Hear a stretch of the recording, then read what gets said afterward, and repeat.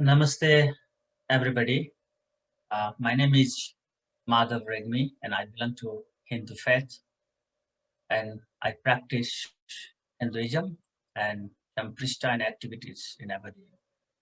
And today, on the occasion of Holocaust Memorial Day 2021, and it reminded me of those Holocaust long way ago. But people mostly talk about the Holocaust of Nazi's regime and in Germany and area. So, and light, be the light in the darkness. So how, from the Hindu faith perspective, I describe it as at the end of the day, and no matter what faith you belong to, we have to remember we are all brothers. And Patricia, she's helping me to display my slides today. And in our faith, we say the Vasudhaiva Kutumbakam. That is one script is met at the top of my head there in the different language. Maybe you think that it's in Sanskrit, Vasudhaiva Kutumbakam, and it's romanized down. And it's the meaning goes as one is a relative, the other is stranger. It's elaborated meaning. Say the small-minded, the entire world is a family. Live the magnanimous task. Be magnanimous. Lift up your mind. Enjoy the fruit of Brahmanic freedom. That I have taken it from Upanishad, Mahapanishad, our scriptures, chapter 6 and stanza 71 and 75, 71 to 75. And I have mentioned in the bottom, in every page that says the footer is a tamasoma jyotirgamaya. That is how in our faith, in Hindu mythology, we say, be the light in the darkness. See, it's been 5,000 years ago, we have been propagating this message, the tamasoma jyotirgamaya. So how we describe the darkness, though there have been many genocides in history, the world seems to either ignore or just doesn't seem to care about the 80 million lives lost during the 500-year-long Holocaust of Hindus, Buddhists, and Sikhs and Jains that last 1000 AD to 1525. This slaughter of millions of people occurred over regular periods during many centuries of Arab, Afghans, Turkish, and Mughal rule in Indian subcontinent. And the next slide, please. Yeah. And we say, we believe in that we have the lights propagating by our saints. There are many gurus, many lamas, and saints emerged during these dark times. Sikh Guru Nanak, Buddhist Bhikkhu Dalai Lama, Hindu holiness Shankaracharya, and they are among those who led the world from darkness to light. Another slide. And so I have mentioned the pictures here, the representative pictures.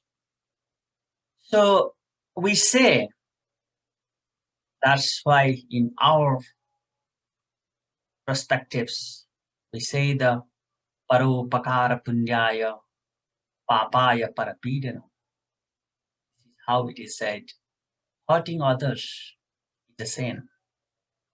Helping others is meritorious. So this leads us from darkness to light. So lead me from the unreal to real, lead me from darkness to light. statement from. This is how we propagate the message from the perspective of Hinduism. And so we talk about Holocaust today, and our concentration goes to the Holocaust that happened during the Nazi periods, and especially in the World War time, 1939 to 1945.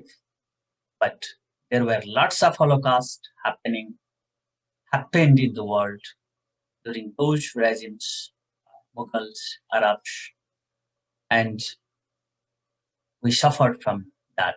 So millions and millions of people were killed, but many saints were there who propagate the message of life. Thank you very much.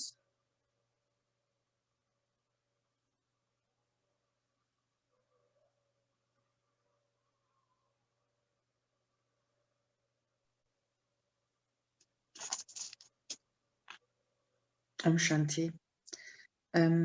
A greeting from the Brahmakumaris, who are a group who meditates and the Raj Yoga way.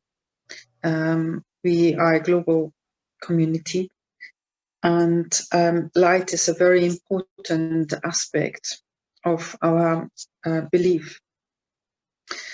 We believe that light is represented by the soul, the being of light, and that the supreme is light. And so I can see light as luminescence, as giving that brightness, that light that dispels the darkness, but also for experiencing that light, I need to become light, which means weightless. I need to let go of the sorrow. And so I would like to take you into a meditation that was given by Sister Genti, who is the European director of the Brahmakumaris with main seat in London, on the theme of being the light in the darkness, and giving us a guidance into how I can become light. Sit comfortably and experiment with your thoughts.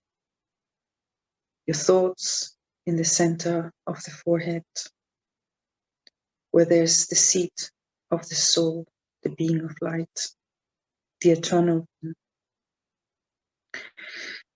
I feel the light shining within, the inner being. The being that I am is a being of light. I, the soul, in this awareness of who I am, begin to shine. My thoughts move to the divine, the supreme, the source of light, the source of truth, the source of love. And in the presence of the supreme, the light of love reaches the world. The power of God's love heals. The power of God's love energizes. The power of God's love purifies. The power of God's love allows the soul to shine. The power of God's love spreads out into the world, igniting hope in human hearts. God's love reaches out and touches nature. Nature returns into a state of harmony through the power of God's love. God's love reaches out and touches all types of life, so that all life is safe and secure. God's love transforms the world so that a new day may begin. A world of truth, a world of love, a world of harmony. I stay connected to the source, to the light of love, the light of truth. And in the awareness of God's love and light, I'm aware that I have become light. And that light spreads into the darkness. And the light of the ignited lights spreads in the world. And darkness turns to light. Om Shanti. So in the Brahmakumaris, we understand that an awakened light, an awakened soul, has that light shining through the eyes, through the face, and from soul to soul, we are the ones who are going to help together in with all the different faiths, all those who have awareness, change darkness into light. Thank you. Om Shanti.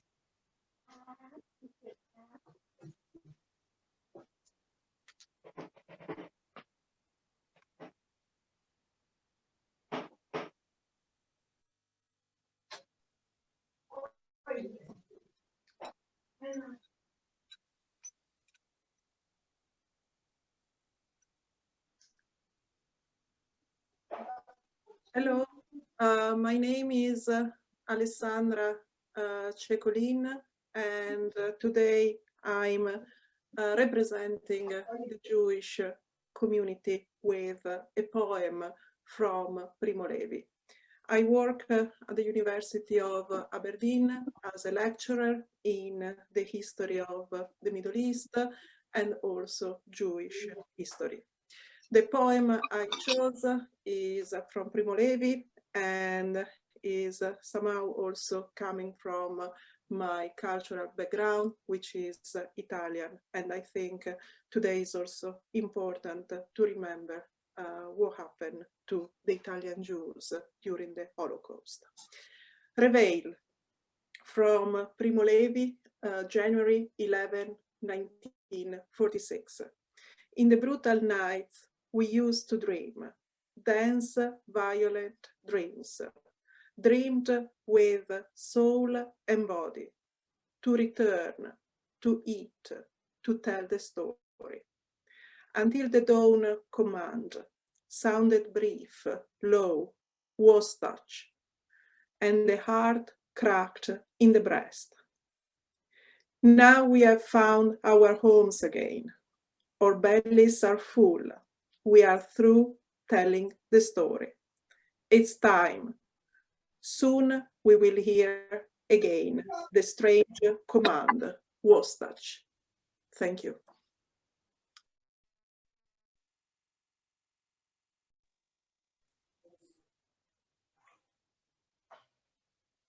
Good afternoon.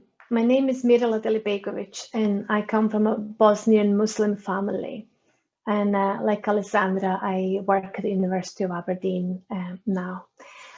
Today I'm going to read you short passages from a book from a lady called Jasmina Dervishević-Češić, and the book is called The River Runs Salt Runs Sweet. So many people have heard of Srebrenica, but maybe not as many have heard of Visegrad, which was one of the first cities to fall under Serb Bosnian occupation, where most men were either killed or elderly were put into concentration camps. She talks towards the end of the book about forgiveness and light. She had lost her husband to the Bosnian Serbs, and during that time when he was murdered, she also lost her limbs and had undergone many surgeries to end up in the United States of America. A year after that, my father was released from the concentration camp, and he rejoined my mother in Visoko. He had been tortured. I will say something more about that below. For a few years, the river of our lives ran salt and bitter. Or another way to think of it is to say that we were swept along through dangerous rapids. The two men I loved most in the world, Taib and Sulio, both died.